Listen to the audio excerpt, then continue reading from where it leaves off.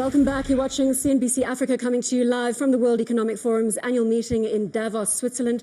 Today we're focusing on the strategies needed to sustain economic growth on the African continent. On our panel, His Excellency Jacob Zuma, President of South Africa, His Excellency Goodluck Jonathan, President of Nigeria, Sunil Bharti Mittal, Chairman and Group CEO of Bharti Enterprises, Louise Arbour, President and CEO of the International Crisis Agency, and Graham Mackay, Executive Chairman of SAB Miller. Graham, if we can turn now to private sector solutions. If we look at the resource environment and we look at solutions around de-risking the resource environment in particular, and here you deal with the threats of nationalization. Why? Because we have huge gaps between the haves and the have-nots on the African continent and globally. Do you have any solutions to table? Well, I'm certainly far from an expert on the resources sector because obviously my company is in the consumer goods I do know that, sir, but from a private sector perspective, you must have been watching the resource environment and the hot issues unfolding.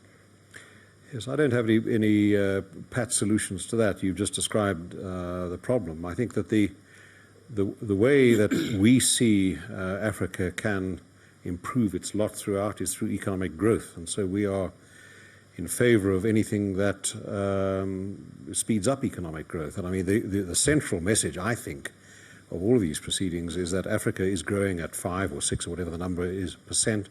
Our businesses in Africa are growing somewhat faster than that.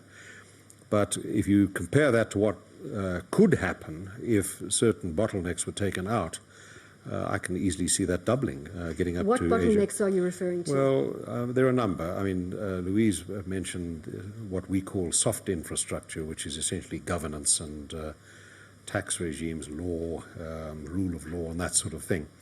I would rank even further ahead of that from our point of view, hard infrastructure, because we encounter the problems of that all the time. Roads, bridges, electricity supplies, water supply, refuse removal, sewage, electricity reticulation in particular, all of that stuff. If you look at some of our operations in the more remote parts of Africa and you see the conditions that have to be endured for the products to get to market and for the raw materials to come in, and even more for them to cross borders where they need to cross borders, these require heroic endeavors in many cases. So the remarkable thing, I think, about all of this is that Africa, despite some of these problems in much of the continent, is growing as fast as it is already. And that could, in my estimation, be doubled quite easily. Sunil, do you agree? Hard infrastructure, one of our biggest challenges. Now, if I can just quote a stat here, we're looking at funding requirements of $93 billion annually to 2020 to fund the infrastructure deficit. It's been well documented. Can we solve this crisis? Because it is a crisis. And if we do close that infrastructure gap, we can add 2% to overall African economic growth. Well, I will absolutely agree with that proposition. And my own view is even $93 billion may not be good enough. It's a very large continent. It's got a lot of catching up to do. Even India, where we have caught up on infrastructure, we have a long way to go. The commitment in the next 7 or 8 years is $1 trillion on hard infrastructure. So Africa will need a lot of investment in infrastructure, and I would agree with my co-panelist here. That is, to my mind, the biggest risk to Africa's growth factor. If you can have hard infrastructure in place, and that is where, to my mind, the governments must concentrate, go for the broke, get as much investment as possible in power generation of various kinds, road infrastructure, movement and transit of goods within Africa. I move things between these 17 countries. It's very tough. It's time-consuming. It's expensive. We go out, build towers into the rural areas. There is no electricity. It's difficult to haul equipment into these rural places. There are no roads. So can you imagine if Africa would start investing heavily into infrastructure, what can it do to uplifting people from poverty, the economic growth rate that is required there? So to my mind, the single biggest factor that you have and some other panelists have identified remains focus on infrastructure. President Jonathan, you're hearing it now from the private sector. Sir, I know it is key on your agenda. What solutions are you tabling from a West African perspective? Yeah, definitely, of course, the issue, I can't debate it. The infrastructure gap is significant in Africa. And of course, that is why trades between African countries is quite limited, because it's easier to move from African countries to Europe and the rest of the world than to move from one African country to the other. And until you meet up that gap, you will not encourage trade within Africa. But the issue of infrastructure is expensive, what has been taken at the level of the individual states and the sub-regions and the continent itself. Under the Organization the African Union, it's also have a committee, I think Zuma is even a part of it, working on how we'll meet up this gap. It requires heavy investments. At the Economic Commission of West African States level, the ECOWAS level, we are also working on that. At the individual countries, we are working on that because we Perhaps believe I can get President Zuma at this stage. So you are leading the charge for the African Union, heading up solutions to the infrastructure problem that we face. Could you elaborate? Yes, we are. We are certainly. As I said earlier, what is fortunate is that collectively, the AU has taken very concrete decisions with regard to the infrastructure of different types, and many of my colleagues who are here are part of it. Senegal and Rwanda, we are part of that committee. Because we realized that the unfortunate history of the continent separated us because we were designed in terms of the mother countries. And we realized that the intertrade was not enough. And we are working hard on that. There are very clear decisions. We have in fact moved. That's why I wanted to respond to some of the issues that were raised about subcontinents. Please go ahead, Mr. President. Subcontinents consumed to the issues of conflict. It's not just that they deal with that only. We are also dealing with economic issues. We have just discussed and agreed to integrate 3 of the 5 economic regions, creating a huge market that we are dealing with. And we have calculated and actually said there must be a common kind of market because we are looking at the economy. This is the free trade area you're alluding to. Yes, free trade area of 3. That brings a huge, almost more than over half a billion people. Exactly, that's a point. Those are the economic activities we are undertaking. And insofar as the infrastructure is clear, we are moving to deal with border problems so that there should be free flow of goods among ourselves and with the world at large. I have to interrupt you, Mr. President, because I say at Davos this has got to be more than a talk shop. Now, I got extremely excited about the Inga Dam project, the hydroelectric project that could solve the continent's power problems, supplying uninterrupted power to most of the continent. And I tabled it with my chief editor back in Johannesburg, and he said to me, Bronwyn, I've been writing about the Inga Dam project for 2 decades. So when are we going to see it coming to reality? It is going to come to reality very soon. I think we signed an agreement with the DRC last year, the year that is just passed, to take it forward. It's not an easy one, but we are dealing with it. There's also a collective of SADC that is looking at it. We are very much aware of the openings that Inga project is going to make. It's one issue that we're going to be discussing very concretely after the summit. We have agreed with the DRC, Angola, and South Africa to discuss it once again to take the step forward, particularly because the region is very concerned that we move on that matter. So it's one of the contributing elements that are going to come in the economy because of the energy that it's going to bring to almost to the rest of the continent. Sunil, are you seeing changes in the infrastructure space on the continent? Yes, some countries more than others. Ghana is a fine example. Rwanda is doing extremely well in moving on infrastructure. Nigeria in pockets. South Africa, of course, already has has taken a big lead in infrastructure and carries on doing so. But it is DRC, it is Niger, it's Chad, it's Sierra Leone. So there are countries where we operate where there is really a long lead that needs to be covered. And that's what I was alluding to, that I hope governments in countries which have fallen behind in the last decade or so need to step up. Graham, coming back to your experience, 150 in South Africa, 20 into the rest of Africa. Over that time, sir, have you seen hard changes on the infrastructure front? Well, I would agree with Sunil. Yes, there are some changes. But if you were to ask me Are the infrastructure investments keeping up with economic growth? I'd say no. I would say that that on balance, and I'm generalizing because you've asked me to, on balance, the infrastructure deficit is widening rather than narrowing, from what I observe in my trips around Africa. Now, obviously, there are exceptions to that. In fact, hard infrastructure is not really South Africa's problem. South Africa has very good hard infrastructure compared to the rest of Africa, and in fact, compared to many other countries around the world, more developed countries. But if you take the rest of Africa, by and large, it's a big problem. And it's all the things I mentioned. It's electrification, it's reliable electricity supply, reliable water supply, and all the rest. So there are investments being made, but I don't think they're keeping up with the economic growth.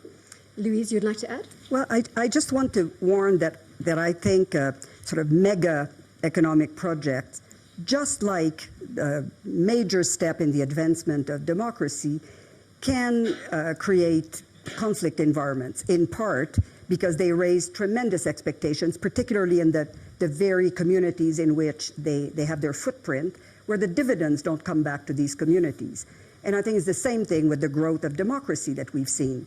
I mean, I think most people here would agree that elections are a public good, but they're also, they can trigger conflict. We've seen it certainly in Zimbabwe, in Kenya, in recent times. Both countries are about to engage in a second round of elections. So you can have public goods and sort of major economic investments and developments, which could be seen as a good, not always a public good, a mixed public and private good, but can also, I think, trigger tremendous conflict opportunities and some legitimate grievances, particularly, again, when the dividends of democracy and prosperity are not equitably shared. President Jonathan, that brings us to political stability. And perhaps the question here is, when are we going to see free and fair elections across the African continent where the losing party doesn't question the validity of the voting system? Yeah, before I come to that, I think I need to mention a particular thing about the issue of infrastructure. Because when we met at the Commonwealth level in Australia, just as I mentioned, the AU itself is quite involved. I think Ike Makode is the part. We are working on the private sector. I think Ike from Nigeria, MD of Access Bank, is part of that committee. Because not only government that can provide that, so we are exploiting the participation of the private sector. It's quite challenging, but definitely gradually we get there.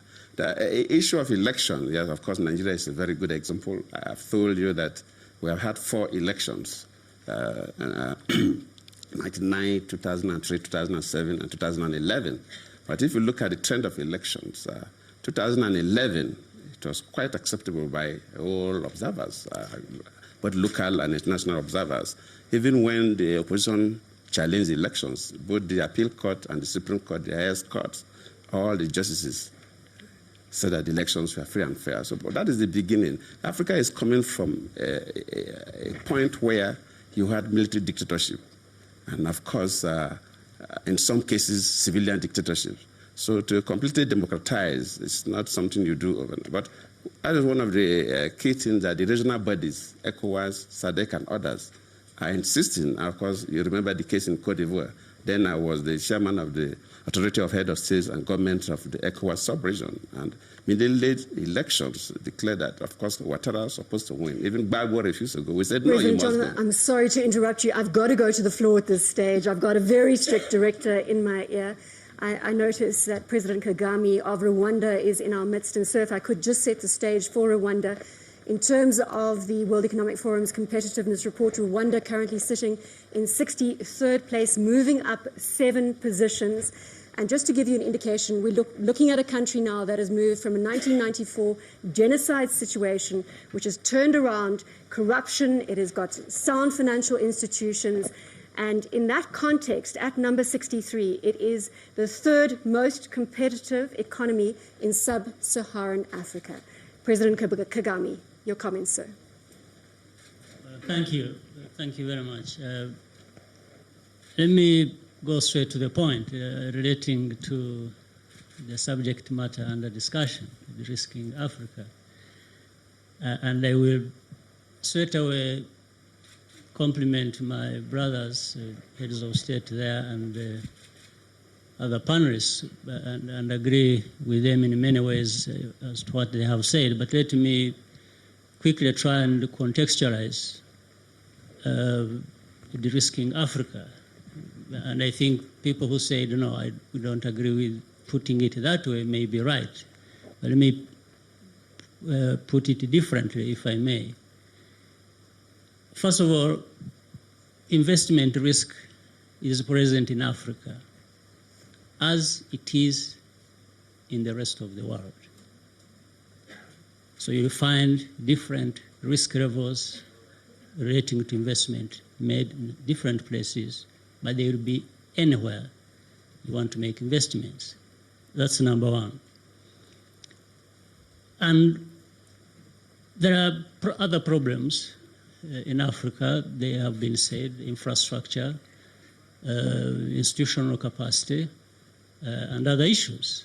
And I think Africa is getting better at addressing all those, and Africans are willing and ready and want to improve on all those. But I have to go to another point. De-risking Africa and considering both economic and political aspects of that, for me, the major problem I see is that Africa's story is written from somewhere else and not by Africans themselves. This is the major point. And that's why the rest of the world looks at Africa and wants to define it. They want to shape the perception about Africa. President Kagame, they're telling me 9 minutes left for the debate in total. Okay, sir. let me just say 1 minute and I'll be done. Thank you. So for me, the best thing we can do for ourselves is to own our problems and own our solutions and write our own story. And that will also give the right definition about the levels of risk and the real risks, whether real risk, and then the perception part of it coming from outside will also be put in its right place. That's all I wanted to. Thank you very much, President Kagame. Yes, sir, I've got a question here. Martin Richenhagen, Chairman and CEO of Echo Corporation, the owner of Massey Ferguson Farm Equipment. I have a question to President Jonathan. The risk of social instability is increasing due to the fact that the population of Africa is growing very rapidly. What is Nigeria's contribution to improve food security? President Jonathan? Thank you. I think it's even good. Maybe I'll invite you for our next program that we are trying to bring their own agri-transformation to Davos. It's one of the key things Nigeria have this year. And we are revolutionizing agriculture. Over the period, I agree with you, that Nigeria, even as a nation, if you take a grain that is eaten by almost everybody on earth, rice, Nigeria as a nation can produce enough rice to feed the rest of Africa. So many African countries have that. Nigeria has a kind of ecological system from the ocean down to the semi-desert area, with even elevated areas where you can grow very cool crops. But because of poor investment, and because we've been looking at agriculture as if it is a development project, poverty alleviation program, so agric has not been well emphasized. And our new transformation is that we're looking at agric as a business where you create wealth, not reducing poverty. And of course, we'll make a presentation. If you come and listen to the Minister of Agriculture, we'll be quite pleased. And we have the plan. For now, Nigeria is the biggest importer of rice on the continent. But by 2015, 2016, we will stop importing. That is just And it's a big opportunity for the private sector because of your demands on the food front. Yes, sir, go ahead.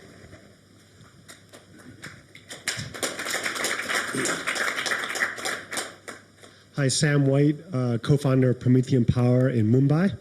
My question is about the influence of China. When you do consider an investment and you think about the short-term economic benefit and the long-term environmental impact, which way do you usually go?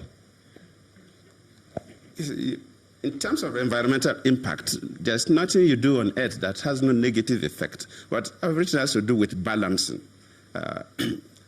While you're focusing to the future, you must also meet the demands of the present, but you'll not compromise the present. Of course, that is the concept of sustainable development and environmental issues. So in as much as we want to develop, we want to provide our needs, we are also mindful about the future. So we balance. Any other questions from the floor? Thank you very much. If we could get a microphone. Hi, Go ahead, sir. My name is Ashish Thakur. I'm the founder of Mara Group. We have investments in 19 African countries. And I concur with what the presidents have said and the business leaders, and especially what President Kagame said. However, one issue that I do see as a risk is we have a very large young unemployment issue, especially amongst the youth. And as foreign direct investment is one solution, obviously nurturing small and medium enterprises is a critical solution. So understanding better what the governments are doing to kind of encourage this more, to create more of an enabling environment for the young entrepreneurs in particular. President Zuma, can I ask you to respond, sir? Well, it is firstly, it's a global issue, the issue of the unemployment of the youth. That's part of my problem, that everything is sort of pigeonholed to Africa, as if it does not exist in other countries. It's a problem that affects everybody else. And given the issues that we are dealing with in Africa, if colonialism left us with a legacy of no infrastructure, the kind of countries had borders because they have their mother countries, those are the issues we are dealing with. The solution is to grow the economy. The infrastructure program that we are dealing with, which is going to absorb the young people who are professionals today on a number of those kind of aspects. That's part of what we're going to do globally in terms of the continent. In South Africa, we are discussing that issue very specifically in the structure that is called NEDLEC, wherein government, labor, the private sector, and civil society, we are discussing how do we deal with this issue. The government had come with a program that this is what we're going to do to address the issue of the youth. The unions were unhappy. They thought it would threaten their jobs. We did not want to impose President Zuma, I've got this talk clicking in my ear. My apologies, sir. Okay. I'm going to move to closing comments from my panelists, and if we can keep them brief. I know you don't like the topic, de-risking Africa, so we've set that stage. But President Jonathan, let's start with you. On closing comments, move through to Sunil, to Louise, and to Graham, and then concluding with President Zuma. Okay, I have to thank you for this opportunity about maybe talking about the unemployment Zuma mentioned. In Nigeria, we have different products, but one of the areas where we think and we are trying to use to generate jobs is to encourage the young men and women to employ themselves by creating medium-level entrepreneurship, by encouraging them to come with business proposals and funded by government. So with that, we're projecting that any young man who benefits from that may be able to employ 1 to 10 people. And when we run that program for some years, the level of unemployment will definitely decrease. That's one major area. And the second is our agricultural transformation, which we project that between now and 2015, we're expecting that 3 to 4 million young people will be involved in commercial agriculture, not subsistence agriculture that we're used to know. Thank you so much, President Jonathan. Sunil. Well, I think the narrative in Africa is changing, and changing very fast, and there's no question that you are seeing more and more countries moving on to the democratic process, moving up on the growth curve, looking at youth employment, all these issues. From the standpoint of investors and people who are coming into Africa, I think what is important to see is commitment from the political leadership to secure investments, ensure there are no major fallouts of any terror activities which have recently developed. Importantly, manage foreign exchange in a manner which does not deliver shocks. Repatriation of profits and dividends should become the norm. And if you look at India, which has gone through decades of financial sector reforms, develop robust financial sector, deeper stock markets, and I think the rest will follow. Louise? Well, since I think there's a large consensus that there's cause to celebrate the economic position that Africa finds itself in. Maybe I'll just say a few words about this so-called soft infrastructure of governance, and particularly coming back to the question of elections. I think it's true that there's been tremendous technical progress in the holding of so-called free and fair elections. It's not all that clear, and I'm not speaking exclusively about Africa. It just happens to be the topic here today. It's very true elsewhere that there's more to free and fair elections than technically correct polls. There have to be elections with integrity, and on that, I think as we see elections looming in Africa now, we should remember that in the short term, elections are very risky and when they threaten entrenched, powerful elites, but in the long term, they're even riskier when they don't. Louise, thank you so much. Graham, concluding statement, sir. Trust in economic growth to solve the problems of the continent. Economic growth comes from the private sector. It comes from business. We've talked about the obstacles. These exist all over the world, but we're talking about Africa, and the three obstacles of hard infrastructure, soft infrastructure, and trade barriers. I would direct all our efforts to trying to overcome those, because business will fix it eventually if it's allowed to. Thank you so much to my esteemed panelists. A round of applause, I think, is appropriate at this stage.